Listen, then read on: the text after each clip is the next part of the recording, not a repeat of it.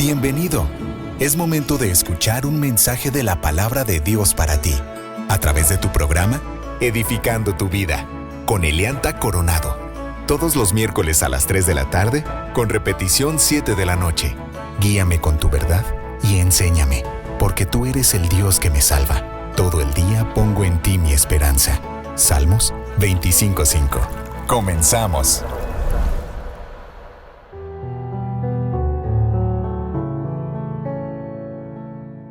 Quiero darte la más cordial bienvenida al programa Edificando tu Vida en Cristo. Mi nombre es Elianta Coronado. Gracias por sintonizarnos en Radio Fuente de Vida 98.5 FM. Hoy continuamos con el recorrido por los 66 libros de la Biblia, Primera de Reyes, tercer libro de los Reyes. La Biblia es única entre los libros del mundo. Han transcurrido siglos desde su lanzamiento y todavía sigue vigente. Las traducciones de la Biblia han sido numerosas, a 450 lenguas de forma completa y a más de 2000 de forma parcial, lo que convierte a la Biblia en el libro o conjunto de libros más traducido de la historia. La Biblia es diversa en temas y géneros literarios, pero transmite una historia unificada, un mensaje que culmina en la persona y la obra de Jesucristo. En este recorrido de la Biblia estudiaremos las características de cada uno de los 66 libros. Aprenderemos el texto y término clave de cada libro, el resumen en una sola frase, el contexto histórico, el mensaje de Dios y cómo encaja cada libro en la historia de Dios. Si quieres saber más acerca de Primera de Reyes, tercer libro de los Reyes, te invito a que estés atento y escuches el programa hasta el final. Antes de comenzar, oremos a Dios para que nos edifique a través de su palabra. Padre amado, te damos gracias por regalarnos una oportunidad de aprender más de tu palabra y conocer tu carácter para buscar parecernos más a tu Hijo Jesús. Señor, derrama tu sabiduría sobre nosotros, transforma nuestro corazón, tal como le dijiste a Salomón en Primera de Reyes 3:12. Te concederé lo que me has pedido, te daré un corazón sabio y comprensivo, como nadie nunca ha tenido ni jamás tendrá. En el nombre poderoso de Jesús oramos. Amén. El Dios que creó el mundo con su palabra ha hablado su verdad sobre la vida a través de la Biblia para que conozcamos lo que Él propone en este mundo y cómo podemos vivir para dar gloria a su nombre. La Biblia es la base para entender lo que somos y lo que debemos hacer en este mundo. En Marcos 4:3 al 20, Jesús utilizó la parábola del sembrador para describir los diferentes niveles de receptividad de las personas hacia la palabra de Dios. Algunas personas tienen corazones endurecidos como un camino muy transitado. La palabra de Dios no llega a estos corazones. Otros tienen un corazón superficial que parece abierto a la palabra de Dios. La palabra viene y responde.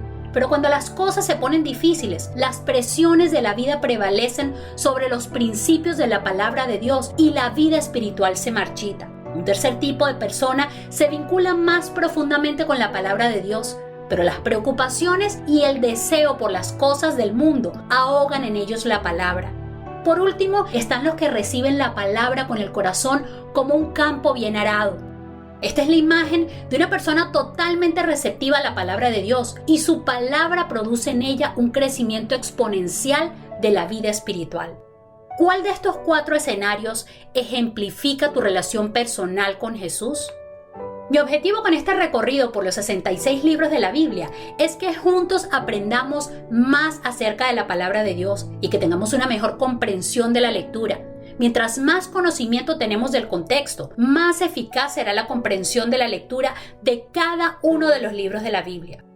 Una vez que nuestros corazones sean receptivos a la palabra, podremos oír las motivaciones que nos ofrece la Escritura. Leemos la Biblia para tener una relación personal con Dios, experimentar un gozo constante, discernir nuestros pensamientos y motivaciones, guardarnos del pecado, conocer la verdad y pensar con claridad acerca de lo que Dios dice que es valioso, experimentar la libertad, la gracia, la paz y la esperanza de Dios.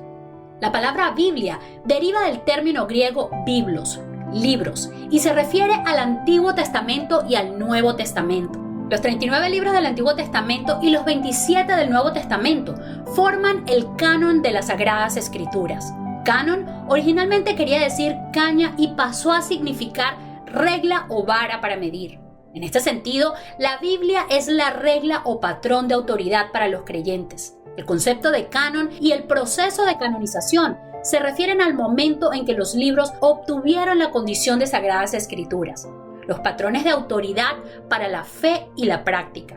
El día de hoy les voy a compartir de Primera de Reyes, tercer libro de los Reyes, el texto y término clave de este libro, el resumen en una sola frase, el contexto histórico, el mensaje de Dios y cómo encaja este libro en la historia de Dios. Primer libro de Reyes. Melaquín, el título hebreo, significa reyes. En la Biblia hebrea, Primera y Segunda de Reyes eran originalmente una sola obra, pero los traductores griegos del siglo I a.C. la dividieron en dos libros y las Biblias en español siguen este patrón. La versión griega utilizó los títulos 3 y 4 de los reyes. ¿Cuál es el versículo clave de este libro? Primera de Reyes 11:35 al 36. Pero le quitaré el reino a su hijo y te daré a ti 10 de las tribus. Su hijo tendrá una tribu para que los descendientes de David, mi siervo, sigan reinando y como una lámpara brillen en Jerusalén, la ciudad que he escogido para que sea el lugar para mi nombre.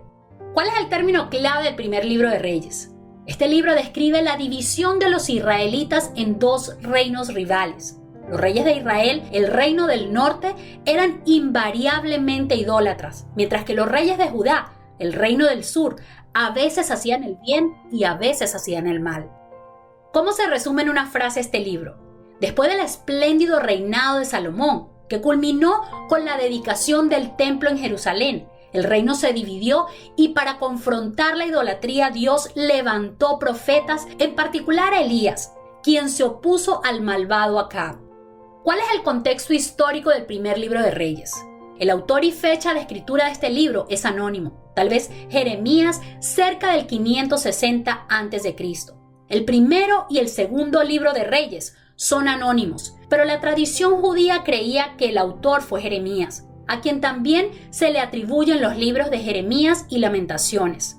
Los eruditos más modernos descartan el punto de vista tradicional. La perspectiva es la del exilio en Babilonia. Sin embargo, el escritor utilizó fuentes de un tiempo anterior, de las cuales incorporó la frase hasta hoy, para cuestiones que no existían durante el exilio. El público inicial y destinatario, probablemente los israelitas cuando vivían en el exilio babilónico. El público original no se expresa, pero se infiere a partir de la lectura del libro. 1 y 2 de Reyes responden a las necesidades de los israelitas que vivían después de la destrucción de Jerusalén y el templo.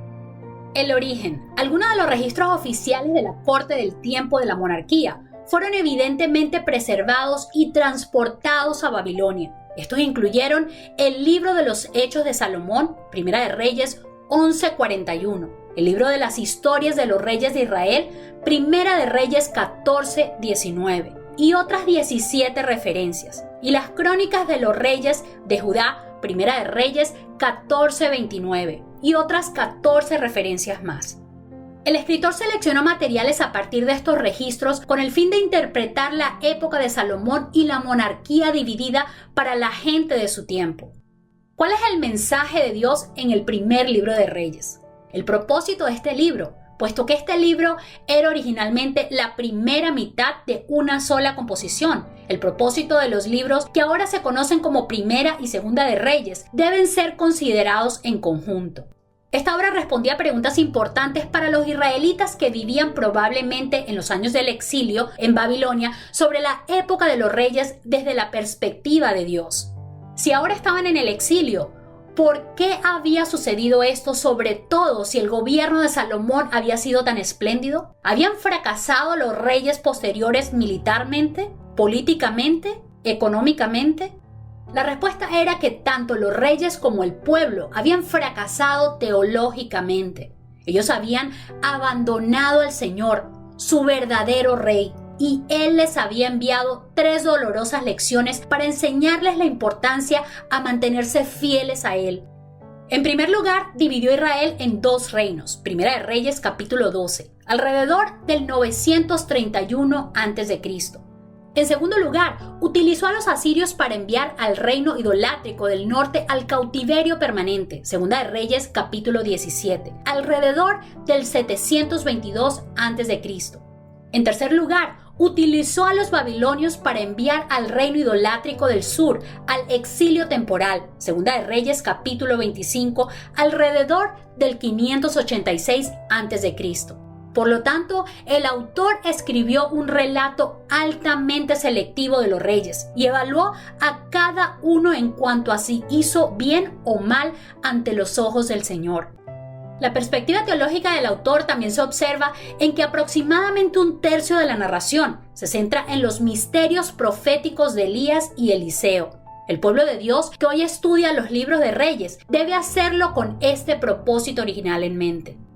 Haciendo un resumen a primera vista del primer libro de Reyes, podemos decir que cuando el reino de David llegaba a su fin, su hijo Adonías intentó autoproclamarse rey al conseguir un grupo de seguidores y declararse a sí mismo como rey. Capítulo 1, versículos 5 al 10. El profeta Natán y Betsabé intercedieron y David nombró a Salomón como su sucesor. Una vez que Salomón fue declarado rey, ejerció la sabiduría y eliminó a los que podrían oponerse a su monarquía. Capítulo 1, versículo 11 y capítulo 2, versículo 46. Adonías fue apartado del sacerdocio en cumplimiento a la profecía contra la casa de Elí en Silo. Primera de Samuel 2, 27 al 36 y 3, 10 al 14. Cuando empezó su reinado, Salomón actuó con decisión, pero se dio cuenta que para gobernar necesitaba más que sabiduría humana. Con humildad le pidió a Dios tal sabiduría. Él respondió a la petición de Salomón y más. Capítulo 3. La muestra clásica de la sabiduría de Salomón se ve en su arbitraje entre las dos prostitutas que discutían por un niño. Salomón fue capaz de establecer una administración impresionante y de llevar a cabo numerosos proyectos de construcción, en particular el Templo de Jerusalén. Mediante las riquezas, el comercio y la política, Salomón se convirtió en una importante figura internacional. Estos logros fueron la bendición de Dios a causa de su pacto con David, capítulo 4, versículo 1 y capítulo 10, versículo 29. A pesar de que la riqueza de Salomón superó a la de cualquier rey de Israel, ya sea antes o después de él, aún tenía un talón de Aquiles: los dioses extranjeros. Las mujeres foráneas con las que Salomón se había casado trajeron otros dioses a la vida de Salomón. Estas mujeres apartaron el corazón de Salomón de su devoción total a Jehová. Este adoró a los dioses extranjeros y les edificó santuarios. Esta acción pecaminosa fue una mancha en el magnífico reinado de Salomón, pero fiel a la forma deuteronómica, el autor de Primero de Reyes registró el pronunciamiento del juicio. Dios le arrancará el reino a Salomón, capítulo 11, versículos 1 al 43. El Señor hizo que este juicio se cumpliese después de la muerte de Salomón. Curiosamente, en el texto no hay ninguna evaluación espiritual de Salomón, como es tan frecuente en Primera y Segunda de Reyes, respecto a todos los reyes después de Salomón. La nación de Israel, que una vez estuvo unida, entró en una espiral descendente, capítulo 12, versículo 1 y capítulo 16, versículo 34. El hijo de Salomón, Roboam, actuó imprudentemente al declarar su intención de poner una carga de trabajo e impuestos aún más pesada sobre el pueblo que la que su padre había puesto. Esta acción le dio la oportunidad a Jeroboam, un antiguo enemigo de Salomón, para romper con la monarquía de Jerusalén.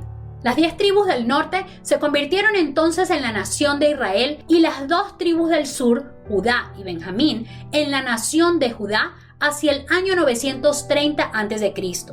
Jeroboam se convirtió en el primer rey del reino del norte. Erigió santuarios idólatras en Dan y Betel, en un intento de evitar que la gente viajara a Jerusalén para adorar. Estos santuarios idólatras, becerros de oro que recordaban la rebelión de los hijos de Israel en el monte de Sinaí. Israel sufrió derramamientos de sangre producto de las guerras e insurrecciones. En total, 9 dinastías gobernaron Israel en sus 200 años, 931 al 722 a.C. El reino de Judá disfrutó de la estabilidad de una sola casa dinástica, ya que el Señor preservó el trono de David. Sin embargo, sus reyes también cometieron los pecados idolátricos de sus homólogos del norte. Los reyes de Judá experimentaron la guerra continuamente y solo el justo Asa tuvo un reinado largo y próspero. Aunque existe escasa información en cuanto a las hazañas de la mayoría de los reyes de Israel, Acab y Jehú, quienes reinaron durante los ministerios proféticos de Elías y Eliseo, recibieron la atención adicional. Capítulo 17, versículo 1 y capítulo 22, versículo 53. Elías en la narrativa de Primera de Reyes 17. Elías aparece como un defensor de la fidelidad al pacto con Jehová al confrontar al rey Acab aproximadamente en el año 874 al 853 a.C., a la reina Isabel y a los profetas de Baal. Elías fue un profeta hacedor de milagros que permaneció fiel a Jehová a pesar de la persecución. Después de huir de Jezabel a la región sur o región del Sinaí, recibió la palabra de Dios concerniente al concepto de un remanente. Primera de Reyes, capítulo 19, versículo 18. Jehová le dijo a Elías que 7,000 personas no se habían inclinado ante Baal, por lo tanto, Dios conservará sus vidas. En cumplimiento a la palabra de Dios en Horeb, Elías echó el manto profético sobre Eliseo, quien ministró durante el siglo 9 a.C. La transición de Primera a Segunda de Reyes es casi imperceptible, lo que indica que estos dos libros eran originalmente un solo documento.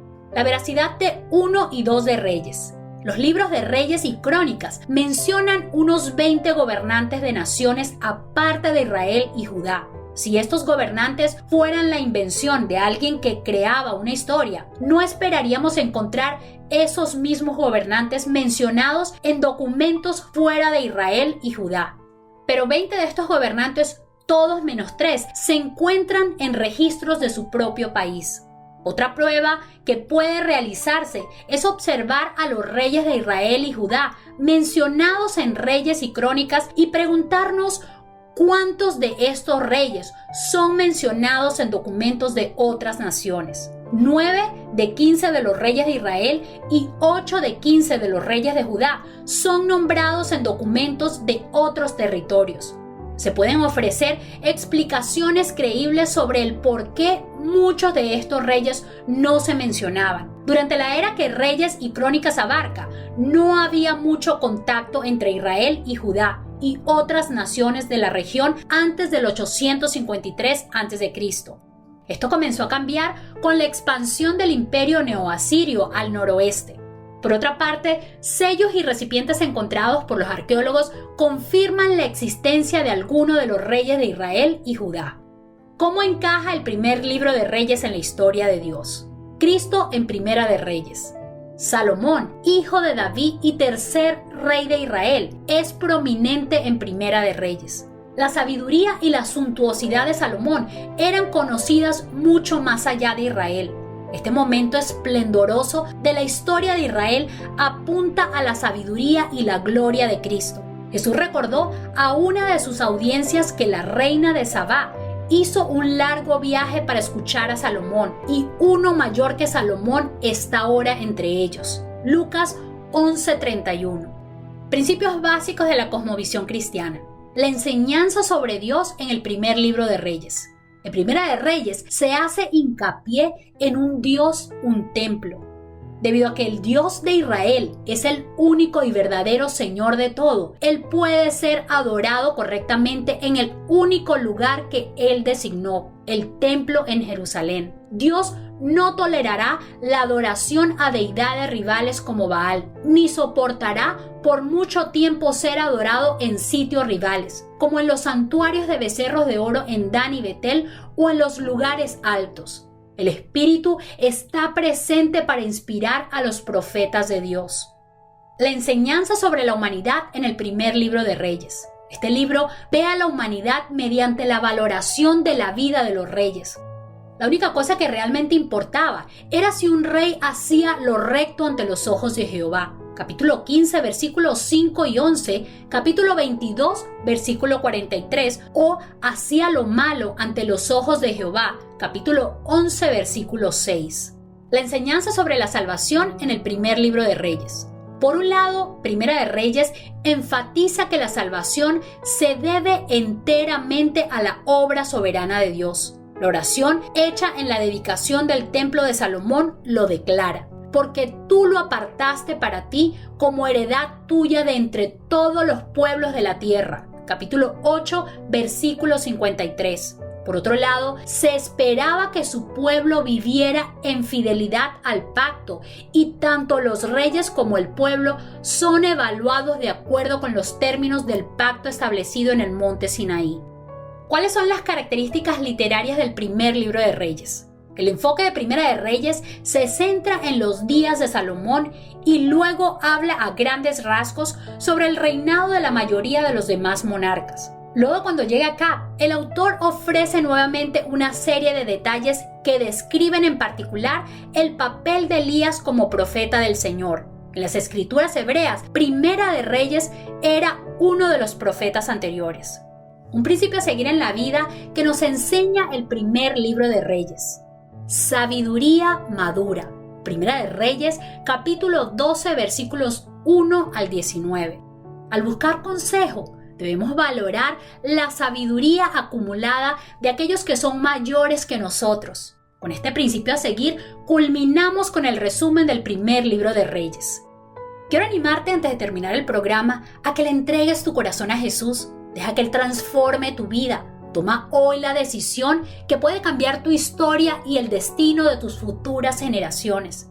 Te invito a orar conmigo si nunca has aceptado a Jesús en tu corazón o si deseas comprometerte con Él nuevamente. Señor, admito que he pecado.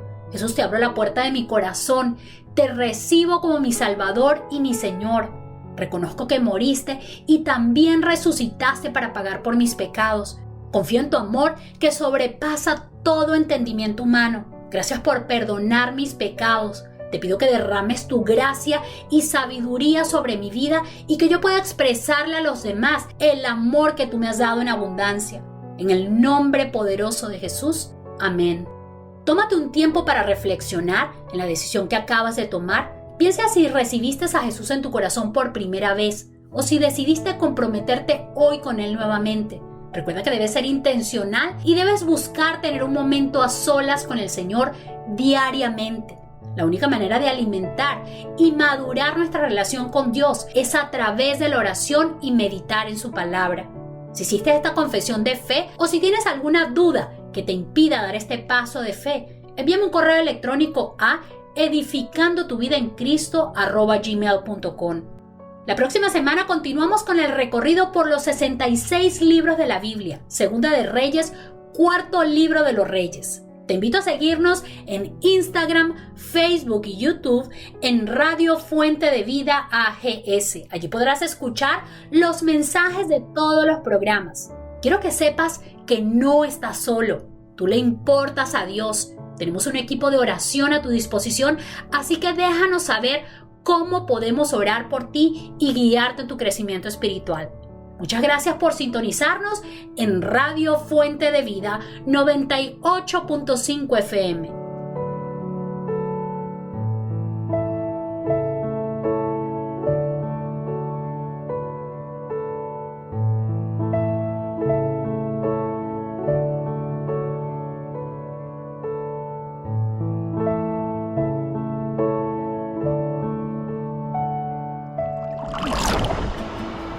Dichosos más bien, contestó Jesús, los que oyen la palabra de Dios y la obedecen.